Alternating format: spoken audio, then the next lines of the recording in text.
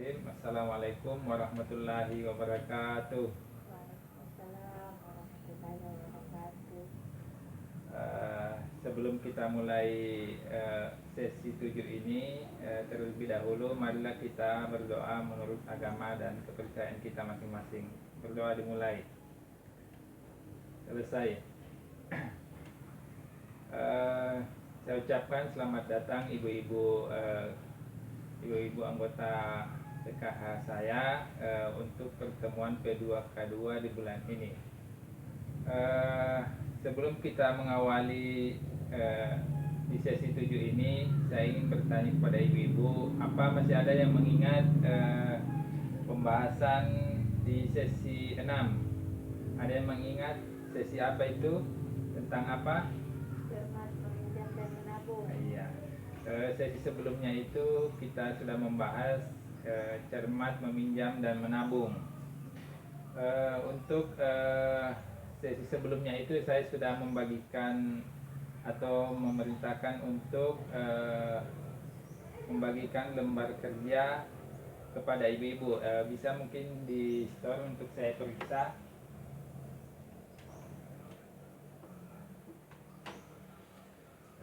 Jadi selanjutnya untuk bulan lalu itu dibahas tentang menabung dan merencanakan utang. Contohnya itu bulan lalu kita sudah belajar sesi mengenai cermat meminjam dan menabung. Yang perlu ibu-ibu ingat, selalu menabung sangat diperlukan untuk berjaga-jaga dan mencapai tujuan tertentu supaya tidak tergantung utang. Kalau terpaksa berutang, lakukan dengan terencana sesuai kebutuhan dan kemampuan bayar. Iya. Paham ibu-ibu? Paham. Oke. Selanjutnya yaitu kita akan bermain senam angka. Senam angka itu permainannya seperti ini. Ibu-ibu tolong berdiri. Jadi ibu-ibu berhitung, membuat lingkaran, kemudian berhitung sampai berapa angka, mulai menghitung mengikuti arah jam. Oke, silakan duduk ibu. Selanjutnya yaitu saya akan buat kelompok, bagi ibu-ibu menjadi 4 kelompok. Jadi saya siapkan alat tulis ke ibu-ibu.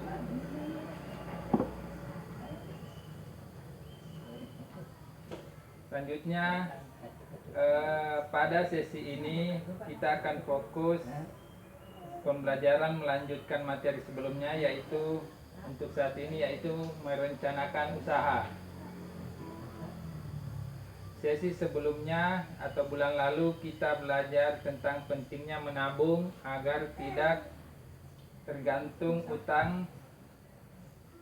Hari ini kita akan belajar merencanakan usaha untuk meningkatkan pendapatan keluarga. Untuk lebih jelasnya, mari kita lihat poster Ayo Bangun Usaha. Di situ ada beberapa kriteria untuk membangun usaha. Yang pertama yaitu cari, kembangkan, dan pertimbangkan kelayakan ide usaha. Yang kedua itu susun rencana usaha dengan matang. Dan ketiga, pantau kondisi keuangan secara rutin.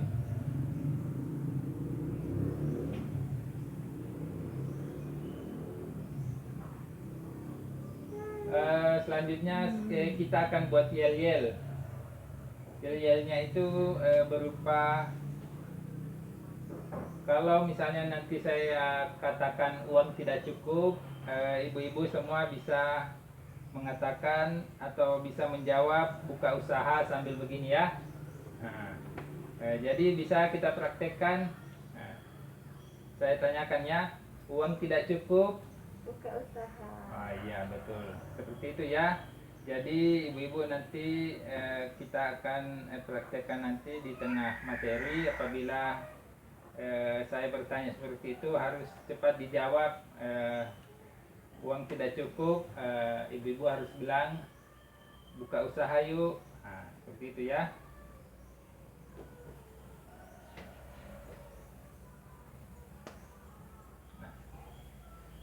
Kita melangkah ke langkah yang kedua. Langkah yang kedua yaitu mengidentifikasi ide usaha.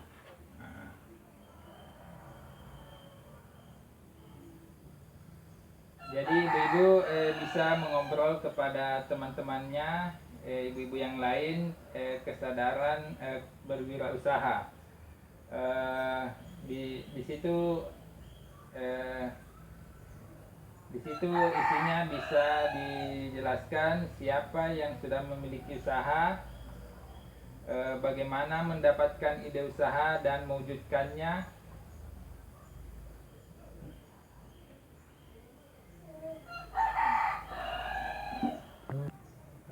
Kita melangkah ke langkah yang kedua yaitu mengidentifikasi ide usaha. Di sini ibu-ibu siapa yang sudah memiliki usaha? Ya. Bagaimana mendapatkan ide usaha itu dan mewujudkannya? Berawal dari suka makan. Oh iya, terima kasih Ibu Masni. Jawabannya bagus sekali. Usaha sekecil apapun itu memerlukan rencana yang matang agar dapat memberikan keuntungan yang berkelanjutan. Jadi sekecil apapun usahanya harus direncanakan baik-baik agar memberikan keuntungan yang berkelanjutan. Untuk mengidentifikasi ide usaha itu, langkah awalnya yaitu memulai usaha dengan mengenali potensi sekitar. Jadi ibu-ibu sekalian, kita bisa memulai usaha itu dengan mengenali potensi sekitar. Misalnya hasil alam apa yang tersedia di lingkungan ibu-ibu? Ada yang tahu? Tepat. Ya, coklat seperti kakao atau coklat ya.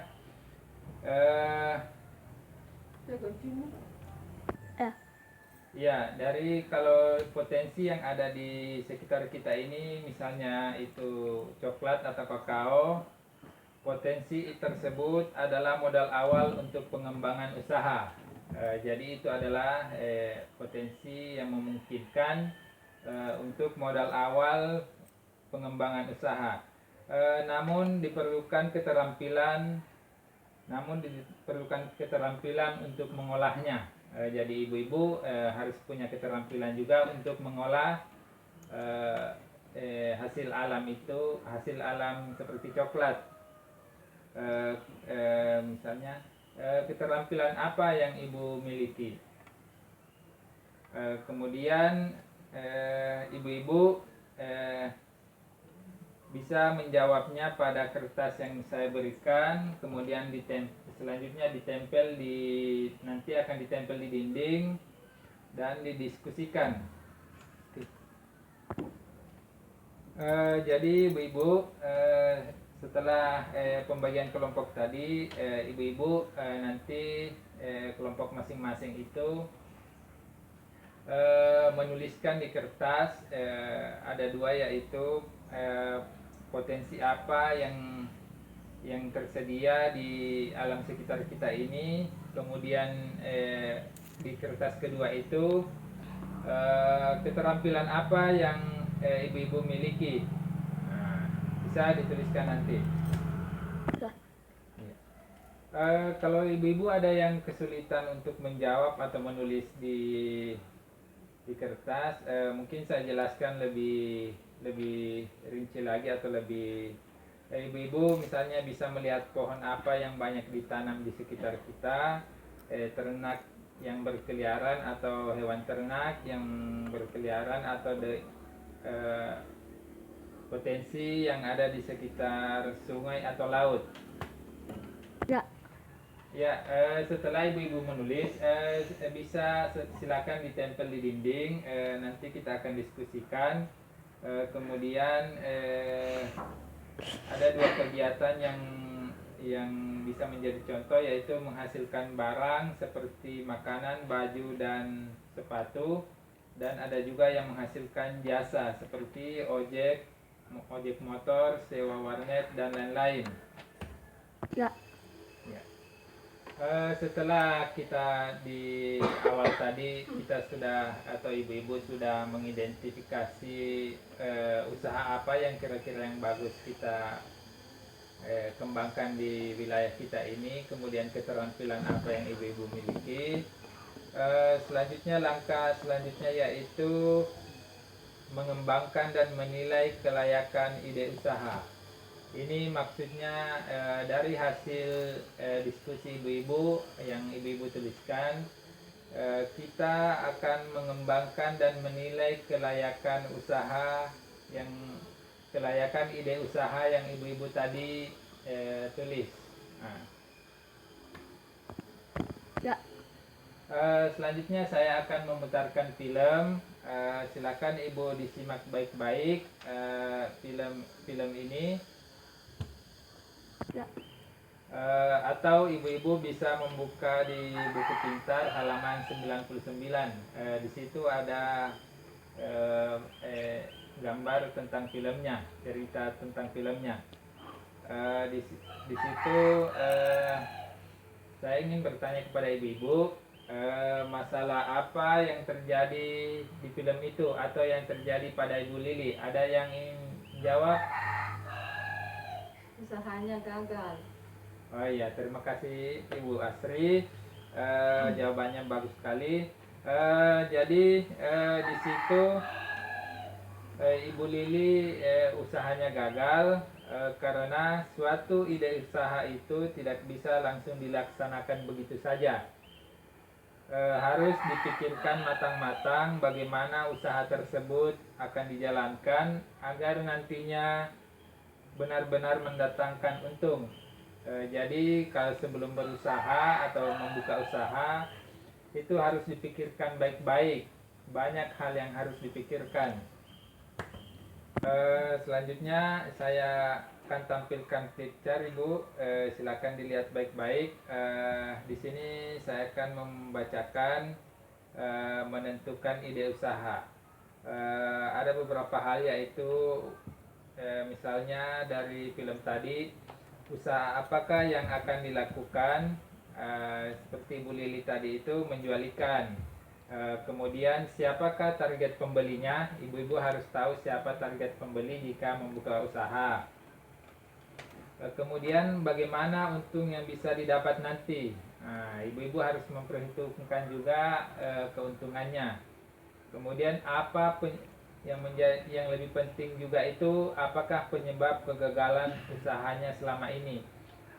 Jadi sebelum membuat usaha itu, ibu-ibu juga harus memikirkan resiko dari usaha ibu itu atau resiko dari ide usaha tersebut. Ya. Selanjutnya di flip chart itu ada poin selanjutnya, mengembangkan dan menilai kelayakan usaha. Di situ ada cara untuk mendukung usaha, yaitu kekuatan, apa saja kelebihan usaha kita dibandingkan usaha lain yang sejenisnya. Kemudian peluang, apa saja yang ada di luar usaha kita namun dapat memberikan pengaruh positif. Kemudian yang menghambat usaha, ancamannya yaitu apa saja yang ada di luar usaha kita namun dapat memberikan pengaruh negatif. Misalnya ketersediaan ikan. Kemudian kelemahannya, apa saja kekurangan usaha kita dibanding usaha yang lain yang sejenis. Ya. Ibu-ibu, uang tidak cukup, Buka usaha yuk. iya. Setelah picture tadi, ibu-ibu setelah ibu-ibu mempunyai ide usaha, ibu-ibu harus mengumpulkan informasi sebanyak-banyaknya tentang ide itu agar bisa mengembangkan dan menilai apakah ide usaha tersebut dapat dilaksanakan atau tidak.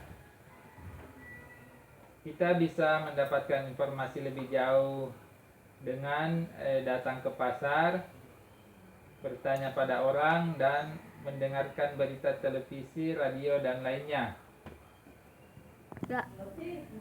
Ibu-ibu, di lembar cerita 4A, di situ pada buku pintar halaman 106, wakil dari setiap kelompok bisa bergantian membacakan cerita tersebut. Informasi yang dikumpulkan Ibu Lili sangat berguna untuk ide usahanya. Di situ Ibu Lili mengetahui kekuatan, kelemahan, peluang, dan ancaman yang ada untuk ide usahanya. Ya. Ya, ibu-ibu, setelah tadi kita membahas langkah mengembangkan dan menilai kelayakan usaha, langkah selanjutnya yaitu merencanakan keuangan usaha. Di sini untuk memulai usaha itu diperlukan modal baik dalam bentuk uang ataupun dalam bentuk barang. Jadi sebelum memulai usaha itu, ibu-ibu juga harus memikirkan modalnya baik dalam bentuk barang ataupun uang. Kalau uang kan modalnya bentuknya uang, kalau barang bentuknya banyak. Misalnya ada tanah yang bisa dijual atau yang lainnya, atau kendaraan seperti itu. Bisa juga dengan cara meminjam di bank. Ya. Ya. Jadi ibu-ibu, pada dasarnya itu modal usaha bisa didapat dari diri sendiri atau pribadi, bisa juga dari orang lain dalam bentuk bantuan, dan orang lain dalam bentuk pinjaman. Pada buku pintar halaman 107, lembar cerita 4B merencanakan keuangan usaha. Menggunakan pinjaman sebagai modal usaha memiliki resiko lebih besar dibandingkan menggunakan modal dari diri sendiri. Kalau tidak dapat membayar atau misalnya karena rugi, usahanya rugi, kita akan terjerat hutang. Jadi ibu-ibu, rencanakanlah dengan matang sebelum memutuskan untuk meminjam uang untuk modal usaha. Jadi ibu-ibu perlu direncanakan baik-baik apabila tidak ada modal sendiri. Kalaupun mau meminjam harus direncanakan baik-baik. Ya. Setelah merencanakan keuangan usaha, ibu-ibu, dalam rencana itu perlu diperhitungkan keuntungan. Keuntungannya itu bisa banyak apabila anggaran tidak perlu membeli peralatan dan membayar pinjaman. Setelah membuat anggaran usaha ini, perlu juga selanjutnya yaitu tentang pemasaran, rencana pemasaran akan ide usaha ibu-ibu sekalian. Ya. Ya, dalam pemasaran, rencana keuangan akan terwujud sesuai harapan kalau barang atau jasa laku dijual. Jadi penting juga merencanakan cara menarik perhatian pelanggan. 3. Selanjutnya yaitu merencanakan pemasaran. Ada 4 hal utama dalam melakukan pemasaran atau menarik perhatian pelanggan. Yang pertama yaitu dari segi barang, yang kedua harga, yang ketiga lokasi, yang keempat promosi. Ya. Ibu-ibu perlu diingat juga perkembangan teknologi itu sangat membantu membuka membuka peluang besar melakukan pemasaran secara online. Sekarang kan di mana-mana kalau menjual orang itu rata-rata online dan menarik banyak perhatian. Melalui HP sudah bisa menjual, bisa melalui aplikasi SMS, WA, Facebook, Instagram, dan lain-lain. 3, Rencana pemasaran yang matang akan menghindari kita dari kerugian di kemudian hari. Jadi rencana usaha kita itu termasuk pemasarannya harus direncanakan secara matang agar tidak merugikan kita ketika kita memulai usaha nantinya. 3, Setelah kita buat seluruh rencana usaha, kita bisa memulai menjalankan usaha tersebut. Uang usaha harus dikelola dengan baik agar usaha bisa terus memberi keuntungan.